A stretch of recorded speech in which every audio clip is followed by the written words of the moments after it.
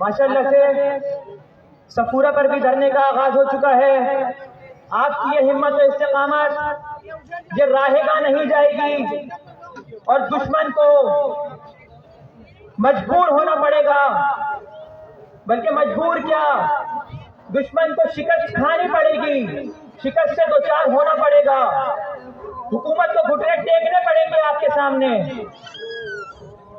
یقیناً مجھ سے پہلے یہ علماء کرام، یہ خطبہ، یہ ذاکرین، یہ ہمارے سربراہان ملت آپ کے گوش گزار کر چکے ہوں گے.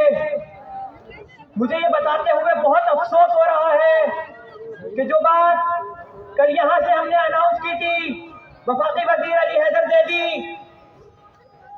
اور وفاقی مشیر زلفی بخاری سے متعلق، ان کے کوئٹہ پہنچنے سے متعلق، ہم یہاں سے یہ بات واضح کرنا چاہتے ہیں کہ اے علی حیدر زیدی اور زلفی بخاری، آپ کوئٹہ لواحقین شہداء کے زخموں پر مرہم رکھنے گئے تھے یا ان کے زخموں پر نمک چھڑکنے گئے تھے؟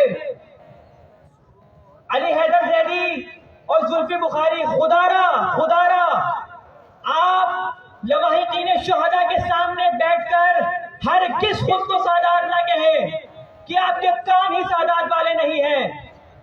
یہ منافقت سادات کا شیوا نہیں، یہ منافقت شیعان علی کا شیوا نہیں.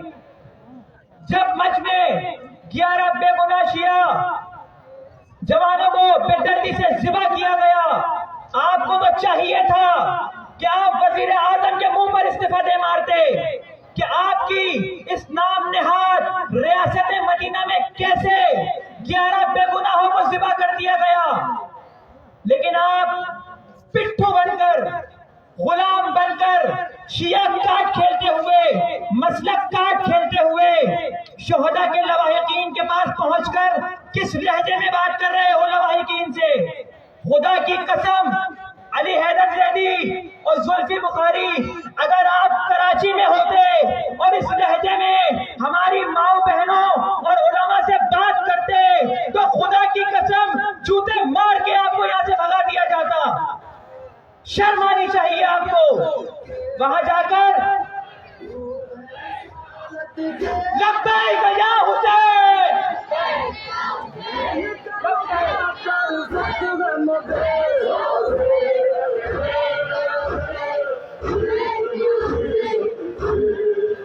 آپ وہاں علماء ولواحقین شہداء سے زلفی بخاری یہ سوال کرتے ہو کہ وزیر اعظم یہاں آئیں گے تو ان کو کیا فائدہ دو گے؟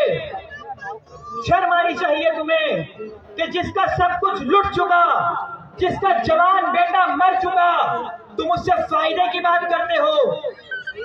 ہم تو اب لواحقین شہداء سے بھی گزارش کریں گے،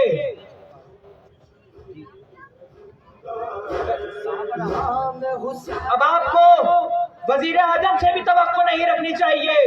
اب آپ مطالبہ کرو کہ آرمی چیف جنرل باجوہ وہاں پہنچ کر آپ کے مطالبات سنیں. پست ہے ایسا وزیر اعظم جو 3 دن گزرنے کے باوجود صرف ٹویٹر پر اپنی ریاست مدینہ چلا رہا ہے اور صرف یہ دعوے کر رہا ہے کہ میں وہاں آؤں گا اور آپ کا درد بانٹوں گا. نہ تو ایسے وزیر اعظم کو اب نہ وہاں جا کر ان کے سامنے ہاتھ جوڑنے چاہیے، ان کے پاؤں پڑ کر معافی مانگنی چاہیے، وگرنہ ان شہداء کے لواحقین کو چاہیے کہ ایسے نام نہاد ٹھیکیدار کو جوتے مار کر وہاں سے بھگا دے. لبیک یا حسین.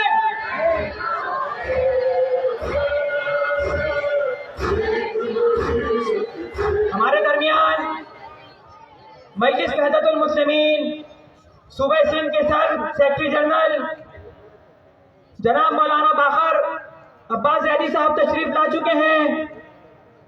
میں ان سے گزارش کروں گا کہ وہ تشریف لائیں اور شرکائے دھرنا سے خطاب کریں. شہادت شہادت شہادت شہادت، شہید کی جو موت ہے. اچھا، ایک موبائل یہاں ملا ہے، رضوان علی زیدی صاحب کا یہ موبائل ہے ان سے گزارش ہے کہ وہ یہاں والنٹیئر سے ہمارے آ کے وصول کر لیں اپنا موبائل پر محمد وآل محمد صلوات.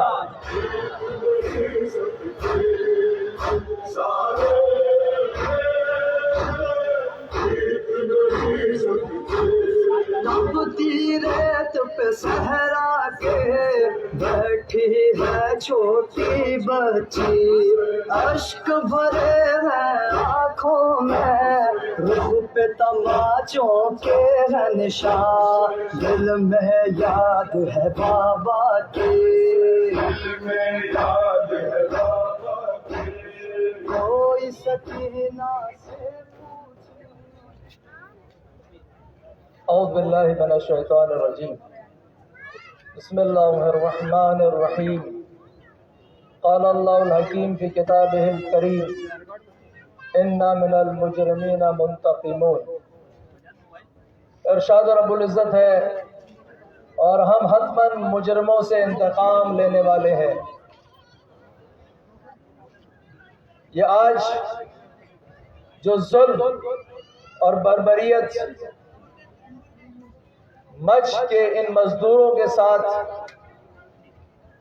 انجام دی گئی اور ان سے اظہار یکجہتی اور ان سے حمایت کے لیے آپ سب لوگ، ہماری مائیں بہنیں بیٹیاں بچے جوان بوڑھے علماء، یہ صحافی حضرات یہاں موجود ہیں، یہ مظلوم کے لیے یہاں آنا اور مظلوم کی حمایت کے لیے آواز بلند کرنا، یہ عام مستحب عبادتوں سے، عام مستحب نمازوں اور روزوں سے بہت زیادہ افضل اور فضیلت کا حامل ہے. آپ یہ تصور نہ کریں کہ یہ جو یہاں لمحات آپ مظلوم کے لیے گزار رہے ہیں یہ قدر و قیمت کے حامل نہیں ہیں، یہ بہت قدر و قیمت رکھتے ہیں. یہ وہ عمل ہے کہ جو کربلا والوں نے انجام دیا اور وہ بچے ہوئے لوگ جنہیں کوچوں بازار و دربار میں لے جایا گیا، انہوں نے مظلومین کی آواز کو درباروں میں اٹھایا اور پہنچایا.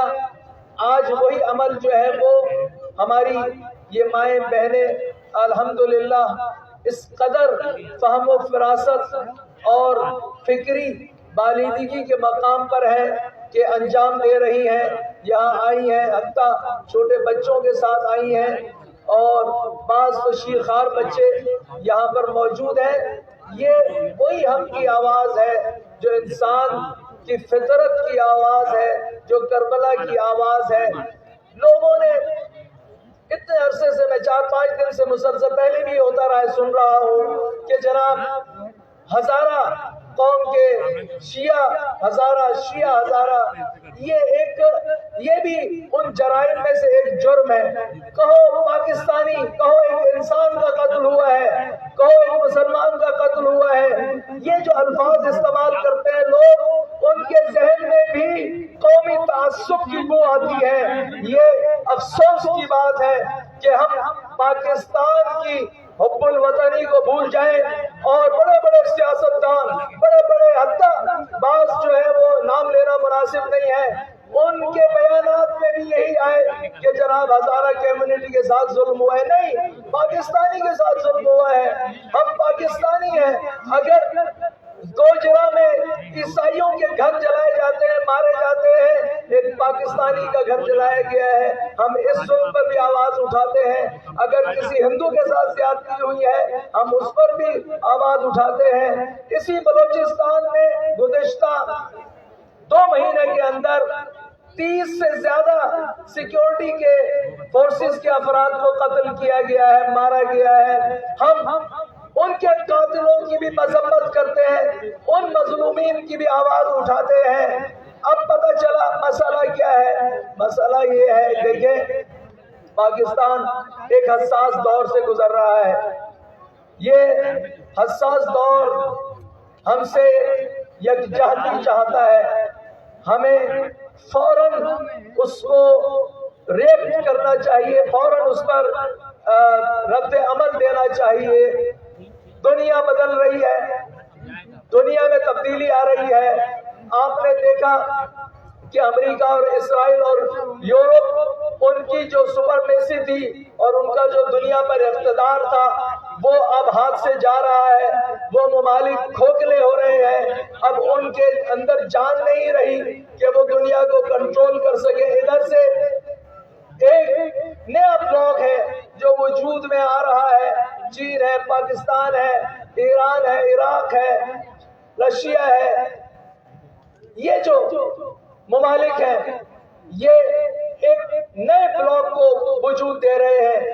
امریکہ اسرائیل نہیں چاہتے کہ پاکستان جو ہے وہ ان کے ہاتھ سے نکلے، اور پاکستان گیٹ وے ہے اس اکنامی کا جو یہاں سے گزرنے والی ہے سیپیک کے نام سے، وہ اس کو اب تری کا شکار کرنا چاہتے ہیں، وہ اسے غیر استحکام کا شکار کرنا چاہتے ہیں۔ وہ چاہتے ہیں کہ پاکستان کو غیر مستحکم کرے، یہاں ہر طرف افراتفری پھیل جائے، قومیت کے نام پر، فرقہ واریت کے نام پر، سیاست کے نام پر ہر کارڈ وہ استعمال کریں گے پاکستان میں ابتری پھیلانے کے لیے۔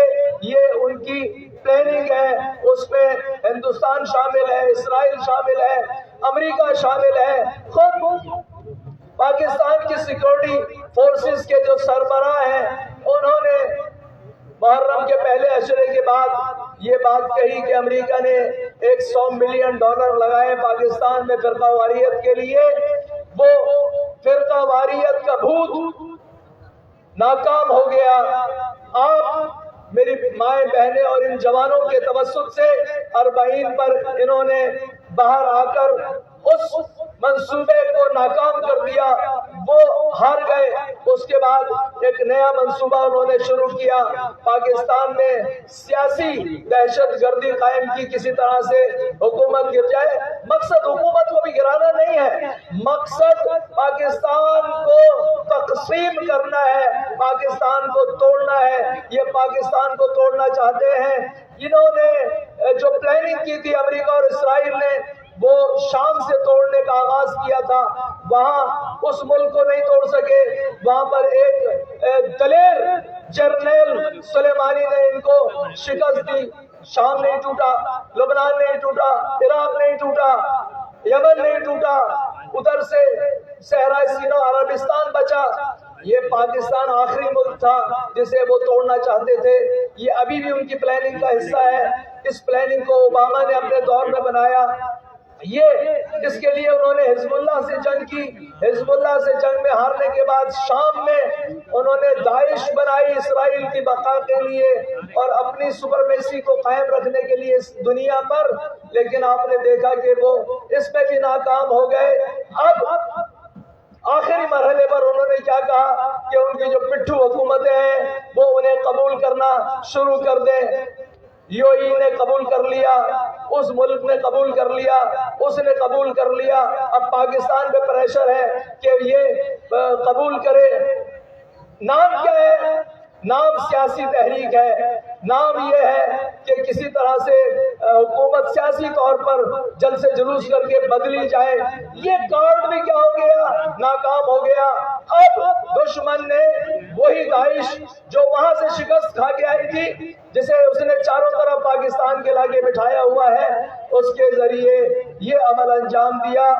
بے گناہ مزدور غریب ان کانکنوں کو اس وحشیانہ طریقے سے، جس طرح سے انہوں نے شام اور عراق میں لوگوں کو اور خواتین کو اور بچوں کو قتل کیا تھا، اسی طرح سے ان کو ہاتھ باندھ کر اس سخت سردی میں برہنہ کر کر قتل کیا، اس دہشت گری کو انجام دیا۔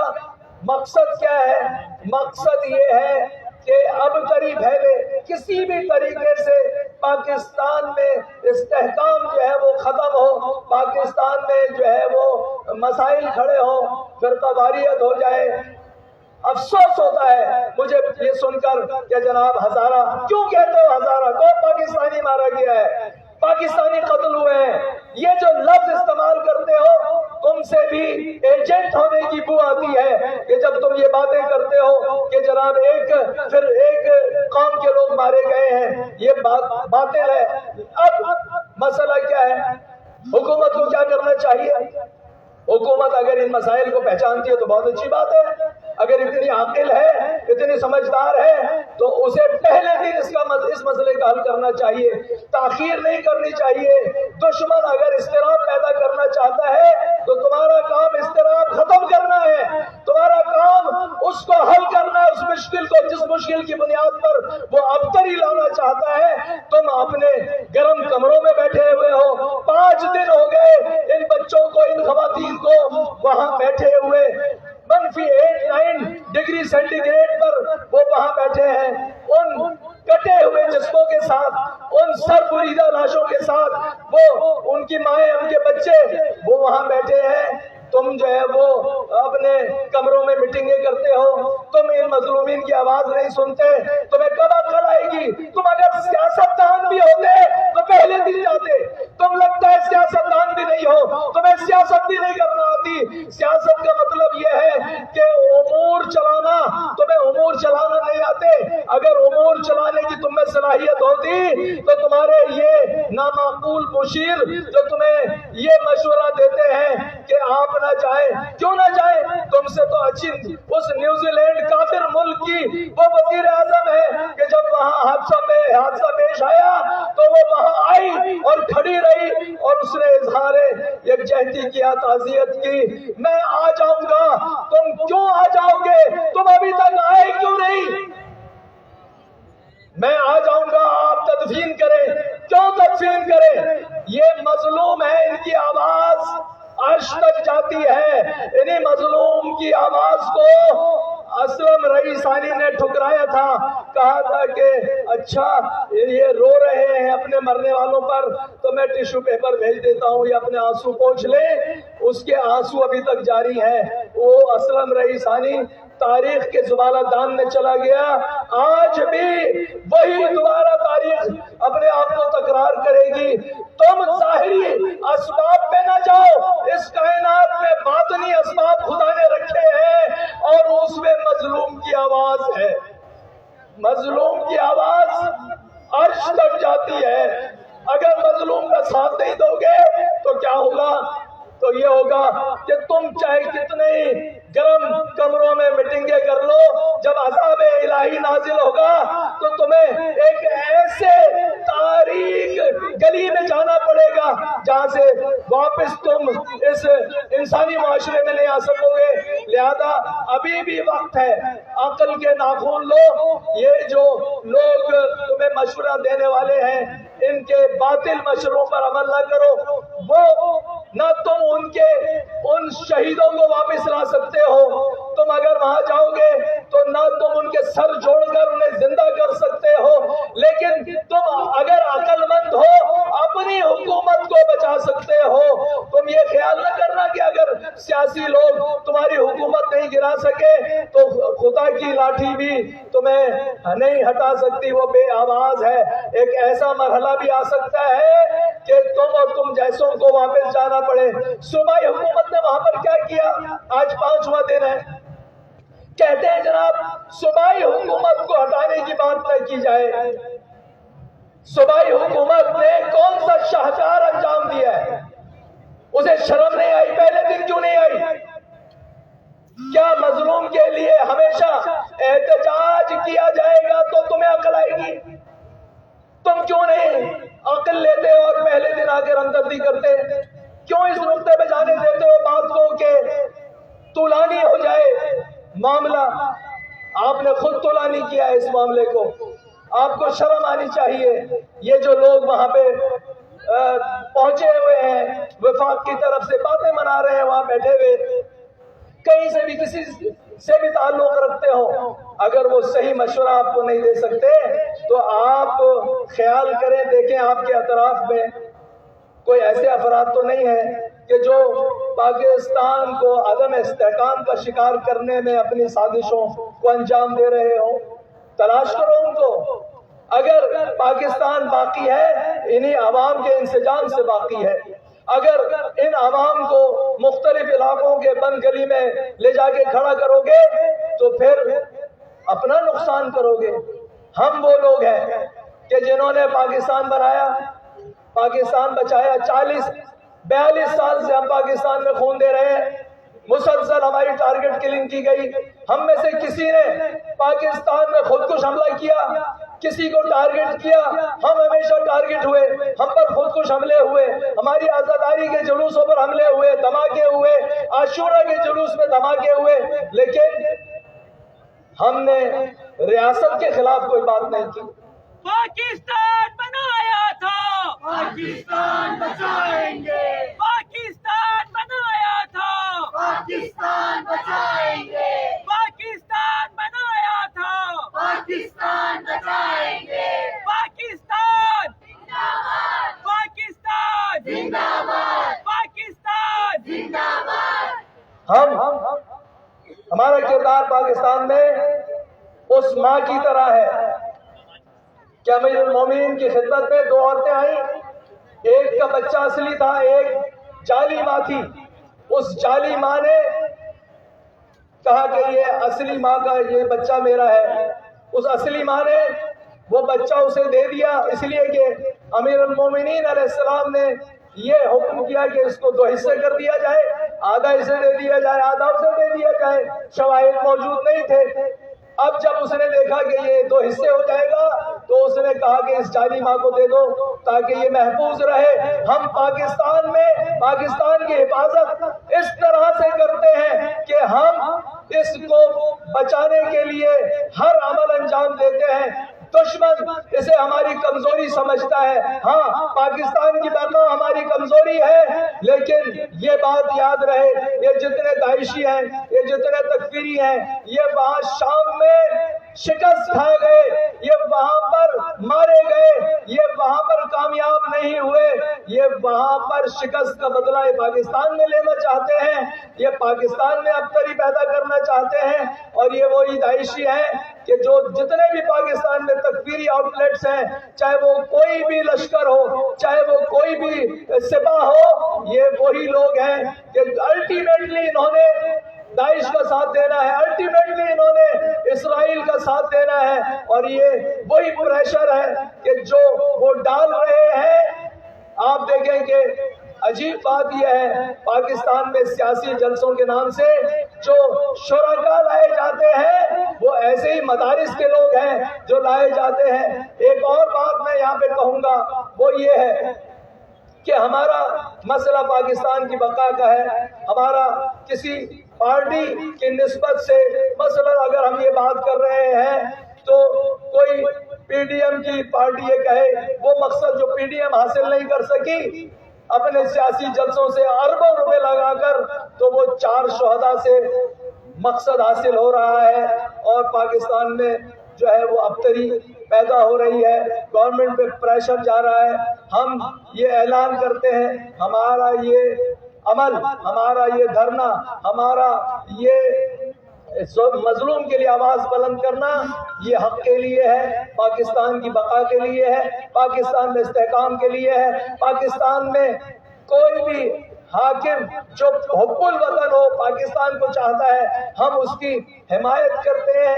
ہم ہر اس حرکت اور ہر اس جنبش کی مخالفت کرتے ہیں کہ جو اپنے سیاسی عزائم کے تحت ہر نقطے تک جانے کے لیے تیار ہیں، حتیٰ اسرائیل کو ماننے کے لیے تیار ہیں، حتیٰ وہ پاکستان کو حصے بکھرے کرنے کے لیے تیار ہیں. یہ میرا پیغام ہے ان تمام سیاسی پارٹیوں کے لیے جو ہو سکتا ہے یہاں آ چکی ہوں، یہاں بعد میں آئے، وہ یہ یاد رکھیں کہ یہ اسٹیج مظلومین کا اسٹیج ہے، یہ تخت مظلومین کی آواز بلند کرنے کے لیے ہے، پاکستان کے استحکام کے لیے ہے، کسی کے بھی سیاسی ایجنڈے کو کامیاب کرنے کے لیے نہیں ہے. اور انشاءاللہ یہ مظلوم کی آواز جو ہے وہ حق تک پہنچے گی اور ان کو حق ملے گا. اور یہ جو بربریت ہے، کوئی اس بات کی گارنٹی نہیں دے سکتا کہ آئندہ نہ ہو. ہاں، ممکن ہے کہ سیکیورٹی بہتر کی جائے، ہم قربانیاں مزید بھی دیں گے، لیکن تمہارا عمل کیسا ہے؟ تم کس طرح سے ریئیکٹ کرتے ہو؟ تم کیسے اپنے باشندوں کے ساتھ پیش آتے ہو؟ اگر پہلے دن یہ کام کیا ہوتا تو عوام کو پتہ چل جاتا آپ عوام کے ہمدرد ہیں۔ 5 دن کے بعد بھی گو مگو کی صورتحال ہے۔ اس کا معنی کیا ہے؟ اس کا معنی یہ ہے کہ ان ایوانوں میں بھی ہو سکتا ہے امریکہ، اسرائیل اور ہندوستان کے ایجنٹ بیٹھے ہوں۔ یہ جو مشاورت دینے والے لوگ ہیں ان میں ان کے ایجنٹ بیٹھے ہوں۔ چاہو پہلے اپنی صفوں میں انہیں تلاش کرو تو پھر ان مظلوموں کے لہو کا نشان بھی تمہیں مل جائے گا۔ وآخر دعوانا الحمدللہ رب العالمین۔ کی بقا کے چراغ نومیدی کی راتوں میں بن گئے جو امید سحر رمز امامت کے دانا۔ میں گزارش کروں گا جو ہمارے مرد حضرات اس طرف کھڑے ہوئے ہیں اور اس طرف کھڑے ہوئے ہیں ان سے گزارش ہے کہ یہ دھرنا ہے۔ دھرنے کا مطلب یہ ہوتا ہے ہم بیٹھیں گے اور ہم ایک مدت تک بیٹھیں گے۔ لہٰذا میری گزارش ہے کیونکہ ہماری خواتین ہیں شیرخوار بچوں کے ساتھ بیٹھی ہیں، اس لیے میری دستبستہ گزارش ہے کہ اگر اس طرف چلے جائیں پیچھے، اور انتظامیہ سے میری گزارش ہے کہ دریاں اگر کم پڑ گئی ہیں تو دریاں لے کر آئیں تاکہ وہاں پر لوگ بیٹھیں۔ اور ایک بہت بڑی تعداد یہاں موجود ہے جو کہ نظر آنی چاہیے۔ ہم ایک بہت بڑی تعداد کے ساتھ یہاں پر موجود ہیں اس وقت، اور بجائے ادھر ادھر کھڑے ہونے کے اگر ہم اس دھرنے میں شامل ہوں، دھرنے میں اسی وقت شامل ہوں گے جب ہم اس طرح سے دریوں پر بیٹھ کر اپنا اظہار وجود کریں گے۔ میں امید کرتا ہوں کہ انشاءاللہ ہم سب اس نظم کو برقرار رکھیں گے اور اپنے مظلومین کا جس طرح سے ساتھ دینا چاہیے اس طرح سے ساتھ دیں گے۔ میرے خیال سے پیچھے دریا نہیں ہے، اگر دریاؤں کا انتظام کر دیا جائے تو اچھا ہے، سب بیٹھیں گے۔ اور ایک بڑی تعداد یہاں پر موجود ہے جو میڈیا میں بھی نظر آئے گی اور یہاں پر نظر آئے گا کہ ایک بہت بڑی تعداد کراچی شہر میں اس مرکزی دھرنے میں موجود ہے۔ بہت شکریہ۔ کی گواہی ہے جو بھی شہید ہے زندہ ہے، جو بھی شہید ہے زندہ ہے۔ نام حسین ابن علی خواب ابد پائندہ ہے، جھوٹی طاقت والا سے مت ہونا مرغ کبھی۔ ماشاءاللہ ہم شکر گزار ہیں حجت الاسلام مولانا سید باقر زیدی صاحب کے سیکرٹری جنرل صوبہ سندھ مجلس وحدت المسلمین کہ آپ یہاں تشریف لائے اور شرکائے دھرنا سے خطاب کیا۔ ویسے یہ تمام علماء کرام علماء حق جب جب قوم پر مشکل وقت پڑا ہے، جب جب مظلومیت نے ظلم کے خلاف علم بلند کیا ہے، انہی علماء حقہ نے ہماری قیادت کی ہے، ہماری رہنمائی کی ہے اور صف اول میں کھڑے رہ کر پہلے اپنے سینے پیش کیے ہیں۔ جو بھی مشکل پڑی، جو بھی کڑا وقت پڑا، پہلے ان علماء نے خود کو پیش کیا، پھر قوم کی جانب اس کو نہیں آنے دیا، ان مشکلات کو قوم کی جانب بڑھنے سے روکا ہے۔ میں بلا تاخیر دعوت خطاب دینے جا رہا ہوں۔ ہمارے درمیان موجود ہیں حجت الاسلام والمسلمین مولانا محمد حسین رئیسی صاحب۔ میں دعوت خطاب دیتا ہوں مولانا محمد حسین رئیسی صاحب کو کہ وہ تشریف لائیں اور شرکائے دھرنا سے خطاب کریں۔ تمام شرکائے دھرنا سے گزارش ہے کہ ہاتھوں کو فضا میں لہراتے ہوئے استقبال کیجیے گا۔ نعرہ تکبیر، نعرہ رسالت، نعرہ حیدری، حیدری، لبیک یا حسین۔ ان کے کالے دل محرو۔ السلام علیکم ورحمۃ اللہ وبرکاتہ۔ اعوذ باللہ من الشیطان الرجیم، بسم اللہ الرحمن الرحیم۔ الحمد للہ رب العالمین، خالق السماوات والارضین، باعث الانبیاء والمرسلین، ثم الصلاة والسلام على رسوله الكريم وعلى أهل بيته الطيبين الطاهرين المعصومين المظلومين المنتجبين سيما بقية الله في الأرضين ولعنة الدائمة على أعدائهم أجمعين من أول ظلمهم إلى قيام يوم الدين. أما بعد فلعنة الله على القوم الظالمين.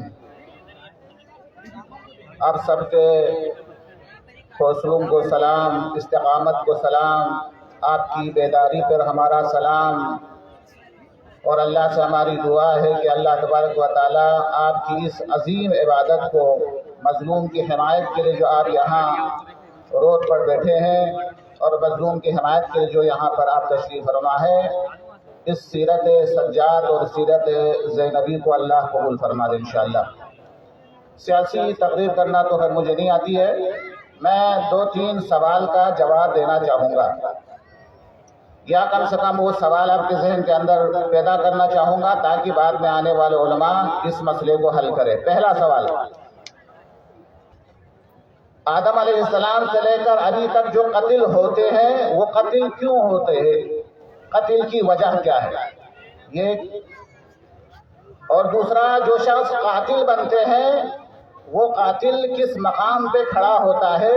یہ دو، اور تیسرا، ہم پر اتنے جو مظالم ہو رہے ہیں اس کی کیا وجہ ہے، اس کا کیا فلسفہ ہے، اس سے ہمیں کیا درس لینا چاہیے؟ 3 سوال کا جواب دینا چاہوں گا۔ پہلا سوال کا جواب، زمین کے اوپر جو پہلا خون ناحق گرا تھا وہ جناب حابیل علیہ السلام کا خون تھا۔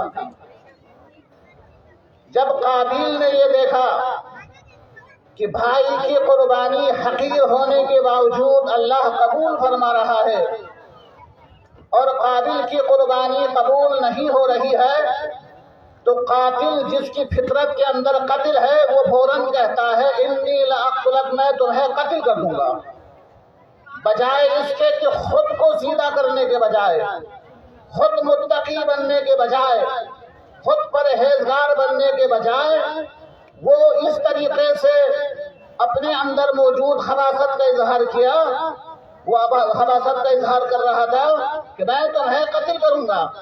تو جناب حابیل جواب کے اندر کہتے ہیں کہ اگر تمہاری قربانی قبول نہیں ہوئی ہے تو اس میں میری کیا غلطی ہے؟ تم خود متقی بن جاؤ، اہل تقوی بن جاؤ، اللہ اہل تقوی سے قبول فرماتا ہے۔ تو آپ نے اندازہ لگایا کہ قاتل اور مقتول کا لب و لہجہ کا تھوڑا سا آپ کو اندازہ ہونا چاہیے یہاں پر، کہ قابل جو کہ قاتل ہے، حابیل کے اندر کوئی اور خطا اسے نظر نہیں آتی، مقتول کا کوئی جرم کرنا ضروری نہیں ہے، مقتول کسی خطا پر ہونا ضروری نہیں ہے، کہ اگر مقتول بے جرم ہے تو یہ بے جرم ہونا قاتل کی نظر میں ایک جرم محسوس ہوتا ہے۔ آج ہمارے زمانے کے اندر بھی جو ہمیں قتل کر رہا ہے وہ اس لیے قتل کر رہا ہے کہ وہ دیکھتا ہے کہ آپ کے پاس خمینی جیسا رہبر ہے، ان کے پاس کیوں نہیں ہے؟ آپ کے پاس خامنہئی جیسا عظیم رہبر ہے، ان کے پاس کیوں نہیں ہے؟ آپ کے پاس حسن نصر اللہ جیسے مجاہد ہیں، ان کے پاس یہ نہیں ہے۔ آپ کے پاس حزب اللہ ہے، انصار اللہ ہے، ان کے پاس یہ موجود نہیں ہے۔ اور ہمارے اس ملک کے اندر بھی وہ یہی محسوس کر رہا ہے قاتل کہ تمہارے پاس مفتی جعفر جیسے عظیم ہے جو شخص ہے، ان کے پاس نہیں ہے۔ عارف الحسین حسینی جیسے عظیم شخص موجود ہے جو ان کے پاس نہیں ہے۔ تو لہذا مقتول کا یہ جرم ہے کہ ان کے پاس تقویٰ ہے، ان کے اندر جذبہ شہادت ہے، ان سے ان کو خطرات لاحق ہے، لہذا مقتول وہ بنتے ہیں کہ جو حق پر ہوتا ہے، مقتول وہ بنتا ہے کہ جو اہل تقویٰ اور پرہیزگار، اور اللہ تبارک و تعالی شہادت کا درجہ اسے دیتا ہے جو قربانی کے جو ہے قابل ہوتا ہے۔ اب میں دوسرا منظر بھی آپ کے سامنے بیان کروں گا۔ جب مقتول حضرت حابیل کو جب کہا گیا کہ میں تمہیں قتل کروں گا، تو جناب حابیل نے کیا کہا؟ انی ارید ان تبوء باسمی و اسمک فتکون من اصحاب النار وذلک جزاء الظالمین، یہ قتل ہونے والے مقتول کا جملہ ہے کہ اگر تم مجھے قتل کرو گے تو تم اپنے گناہ کے علاوہ میرے گناہ بھی اپنے ذمہ لے کر جہنم کے اندر چلے جاؤ گے۔ تو اس کا مطلب یہ ہوا کہ جو شخص ناحق قتل ہو جاتا ہے تو کم سے کم فائدہ یہی ہوتا ہے کہ مقتول کا سارا گناہ قاتل کے ذمے چلا جاتا ہے۔ فتکون من اصحاب النار، اور حضرت حابیل نے کہا اگر تم قاتل بنو گے تو تم اہل جہنم بنو گے۔ پتہ چلا قاتل وہی بنتا ہے جو جہنمی ہوتا ہے۔ فتکون من اصحاب النار وذالک جزاء الظالمین، ظالمین کی جزا یہی ہے کہ وہ ہمیشہ جہنم میں رہے۔ تو قرآن نے بتایا، جناب حابیل کے زبان سے بتایا، جو ظالم ہوتا ہے وہی قاتل ہوتا ہے۔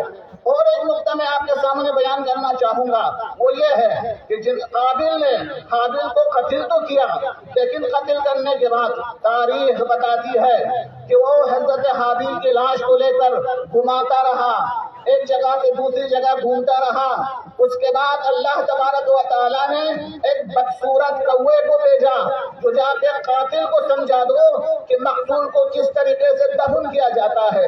قرآن ہمیں یہ نظریہ دیتا ہے کہ دیکھو قاتل سب سے پہلے تو قاتل خدا سے اتنا دور ہوتا ہے کہ جب اللہ سے دور جب تک نہیں ہوتا ہے وہ قاتل نہیں بنتا ہے۔ کہ دیکھو اگر اللہ چاہے تو قابل کے ذہن کے اندر ڈال سکتا تھا کہ بھائی کو اس طریقے سے دفن کر دینا ہے، لیکن چونکہ وہ اللہ سے دور ہوتا ہے، قاتل ہمیشہ خدا سے دور ہوتا ہے، لہذا اللہ تبارک و تعالیٰ نے قابل کے ذہن میں نہیں ڈالا کہ کیسا دفن کرنا ہے، بلکہ قابل کو سمجھانے کے لیے کوے کو بھیجا۔ پتہ چلا جو قاتل ہوتا ہے اس کا جو رہنما ہوتا ہے، اس کی جو سرپرست کرنے والا ہوتا ہے وہ یا کوا جیسا ہوتا ہے، جانور ہوتا ہے، جو جانور افراد ہوتے ہیں وہ انہیں قتل پر جو ہے آمادہ کرتے ہیں۔ دوسرا یہ سمجھ میں آیا کہ قاتل اس وقت تک قاتل نہیں بنتا جب تک قابل کی طرف بیوقوف نہ ہو جائے۔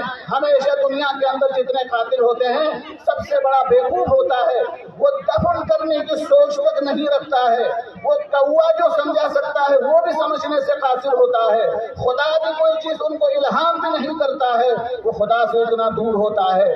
بس عزیزان محترم، ہمارے زمانے کے قاتلوں کو بھی اللہ کے نام پر اللہ سے دور کیا گیا ہے، دین کے نام پر دین سے دور کیا گیا ہے، قرآن کے نام پر قرآن کا دشمن بنایا گیا ہے، اسلام کے نام پر اسلام کا دشمن بنایا گیا ہے۔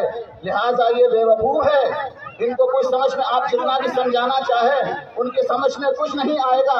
ان کو سمجھانے کے لیے کوئی کوا ہی آ کے کچھ سمجھا دے گا، کوئی جانور ہی آ کے سمجھا دے گا، اللہ تبارک و تعالیٰ ان کو الہام بھی نہیں فرماتا۔ یہ ایک نقطہ تھا جو میں نے آپ کے سامنے بیان کیا۔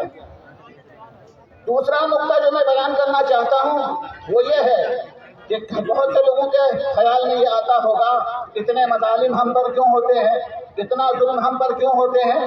اس سوال کا بھی تھوڑا سا جواب دینا چاہوں گا ایک قصے کی شکل میں۔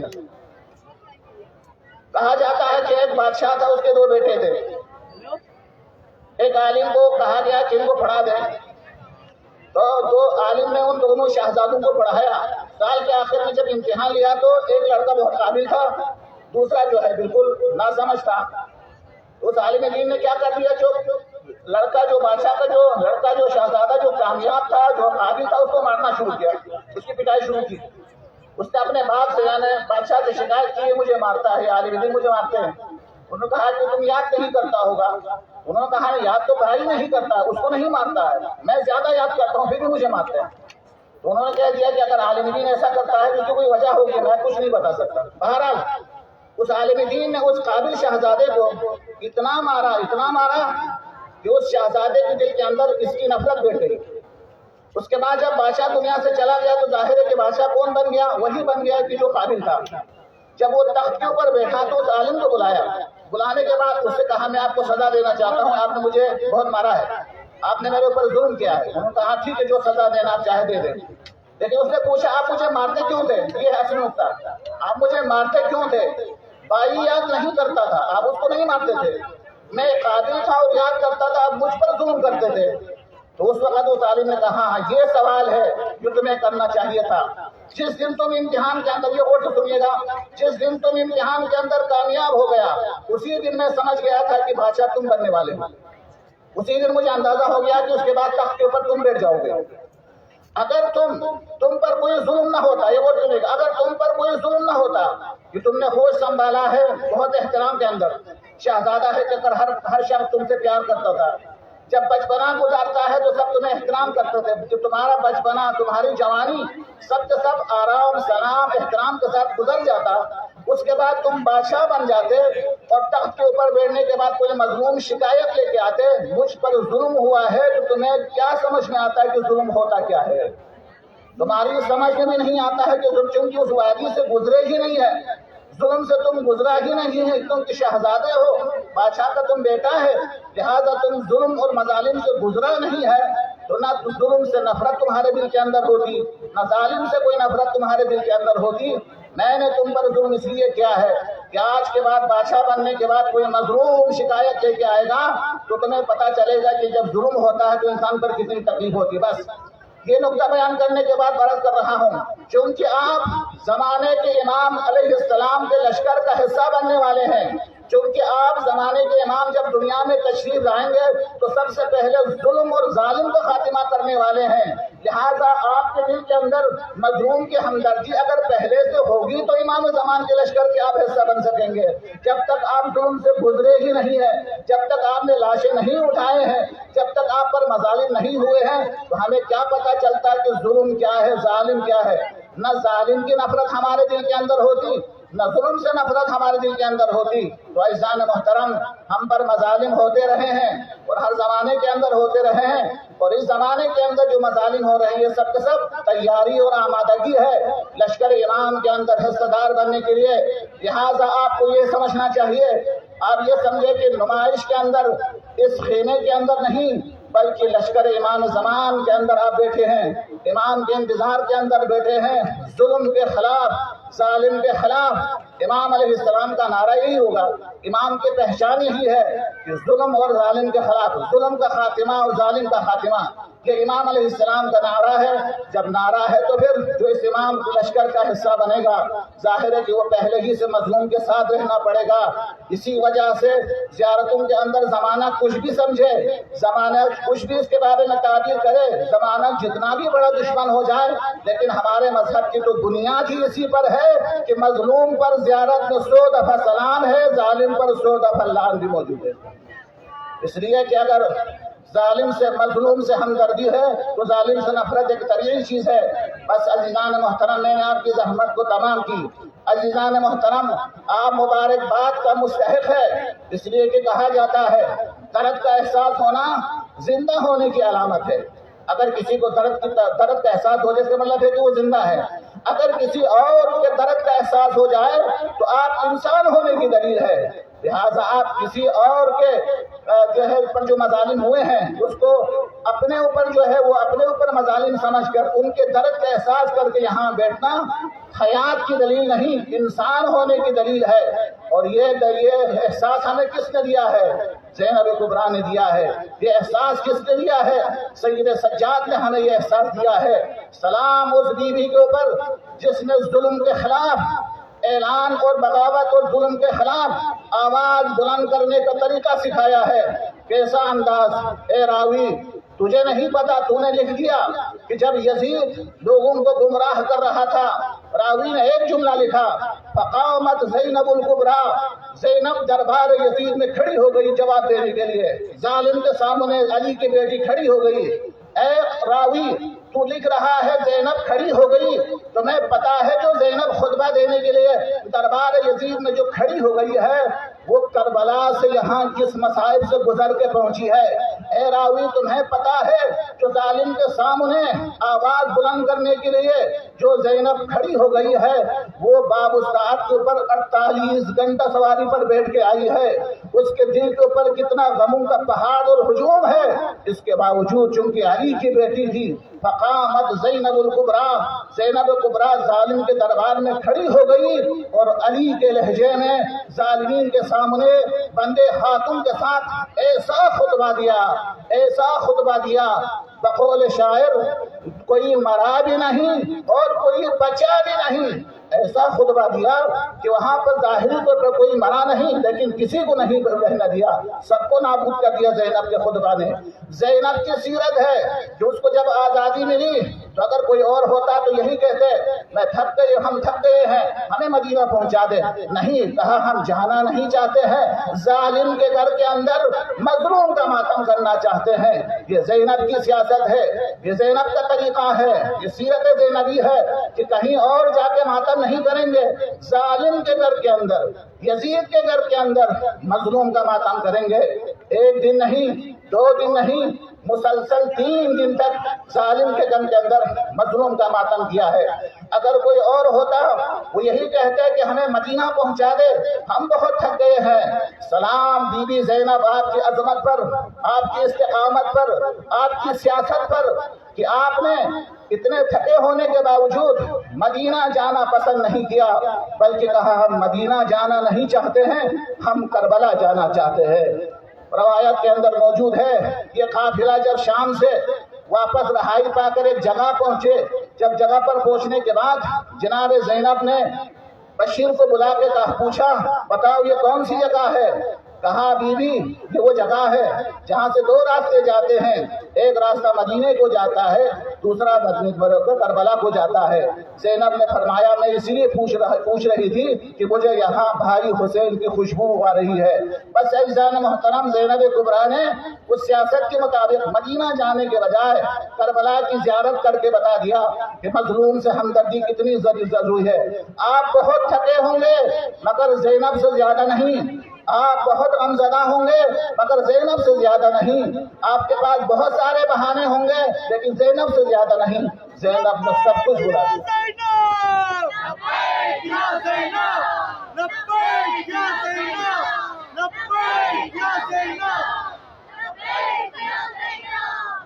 ماشاء اللہ.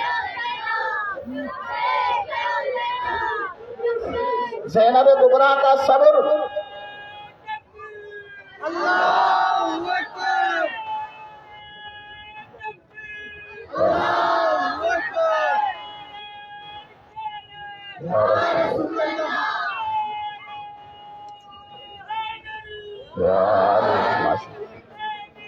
زندہ باد, زندہ باد, مردہ باد, مردہ باد.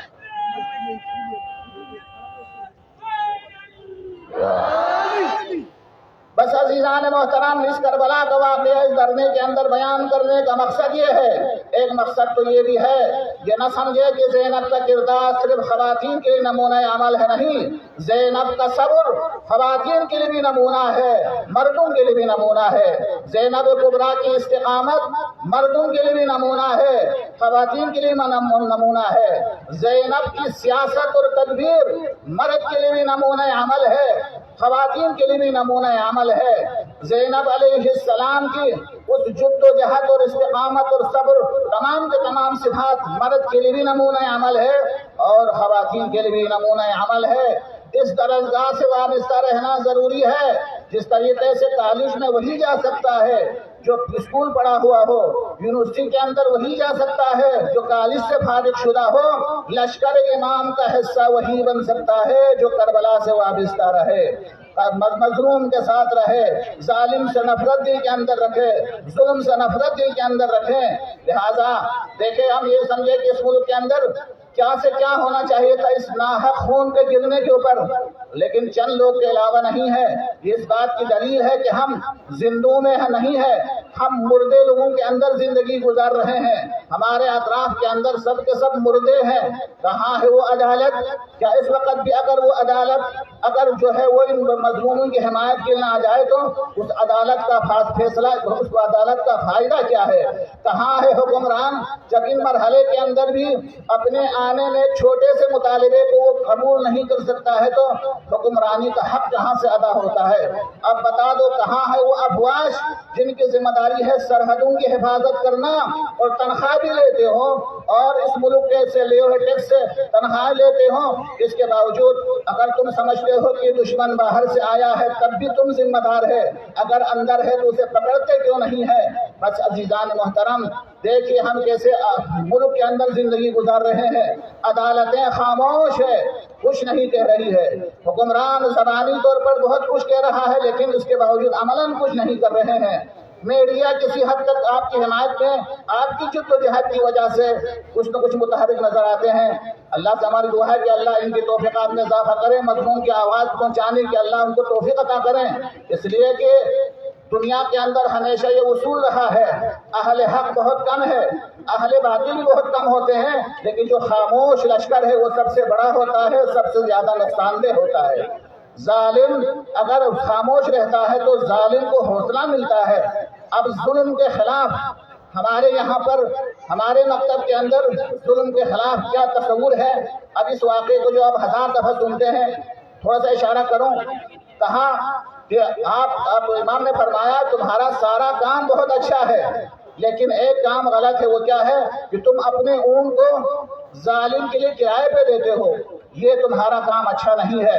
کہا فرزند رسول کہ ہم نے اس کو مفت نہیں دیا ہے، ہم ان سے کرایہ لینے والے ہیں، وہ ظالم حج پہ چلا گیا ہے، کوئی غلط کام پہ نہیں گیا ہے، تو امام موسیٰ کاظم نے فرمایا یہ درست ہے تم کرایہ لینے والے ہو، یہ درست ہے فی الحال ظالم حج کرنے کے لیے گئے ہو، لیکن تمہارے دل کے اندر کہیں نہ کہیں یہ تمنا موجود ہے کہ ظالم حج کر کے واپس آ کے تمہارا کرایہ ادا کرے۔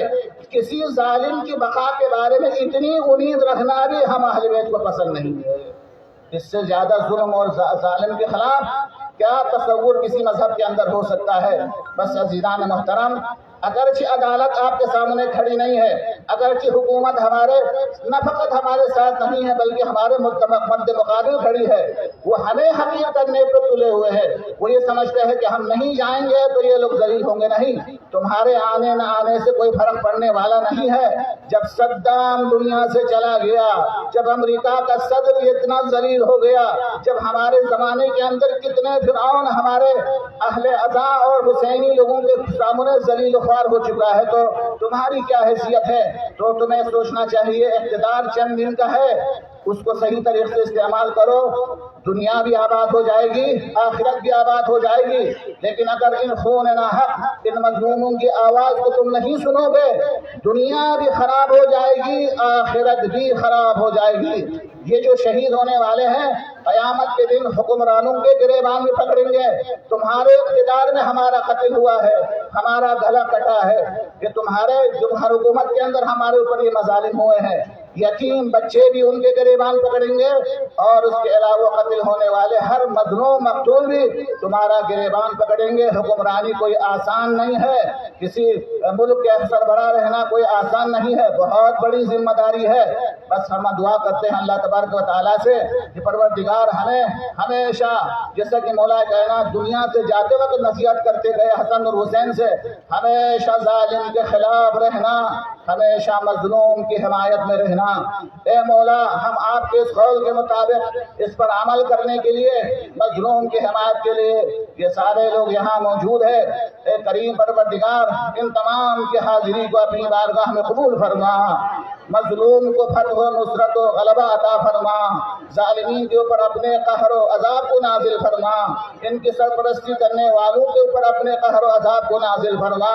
اے پروردگار، یہ تو ہمیں یقین ہے کہ وہ سب کے سب ذلیل ہوں گے، لیکن ہماری تمنا یہ ہے کہ جلد ہماری نظروں کے سامنے انہیں ذلیل خوار فرما۔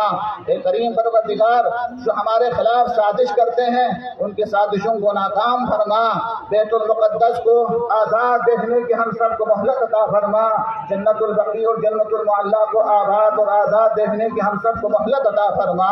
اے کریم پروردگار، قبر زہرا جو ہم جب مدینے میں جاتے ہیں پوچھتے ہیں زہرا کی قبر کہاں ہے، کوئی کہتے ہیں بقیع میں ہے، کوئی کہتے ہیں گھر میں ہے، کوئی کہتے ہیں اپنے بابا کے ساتھ دفن۔ پروردگار، اس قبر زہرا کی نشاندہی کرنے والے وارث زہرا یوسف زہرا کو اس میں ظہور عطا فرما، ہم سب کو ان کے مخلص انصار میں شامل فرما۔ جو جوان یہاں پہ कई दिन से खिदमतें अंजाम दे रहे मजलूम की हिमायत के अंदर, परवरदिगार इन सबको अजर अजीम अता फरमा और मिल्लत को अपने इस अजीम हदफ के अंदर कामयाबी अता फरमा।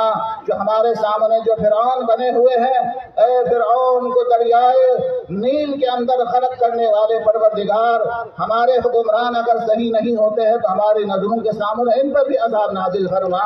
अगर कोई शख्स परवरदिगार हमारे खिलाफ साजिशों में अगर मुलव्वस है, ए करीम परवरदिगार हमारी निगाहों के सामने उन्हें नाबूद फरमा। जिन्होंने दूसरों के बच्चों को यतीम किया है, ए परवरदिगार उनके बच्चों को तू यतीम फरमा। जिन्होंने दूसरों का घर उजाड़ने की कोशिश की है, परवरदिगार उनकी नस्लों को तबाह और बर्बाद फरमा और हमारे मुल्क की हिफाजत फरमा, कश्मीर को आज़ाद फरमा और अंसारुल्लाह को फतह नुसरत और गलबा और कामयाबी अता फरमा और हमारे तमाम दुश्मनों के ऊपर अपने कहर और अज़ाब को नाजिल फरमा। वस्सलामु अलैकुम व रहमतुल्लाहि व बरकातुहू। हक के जिंदा ताकत से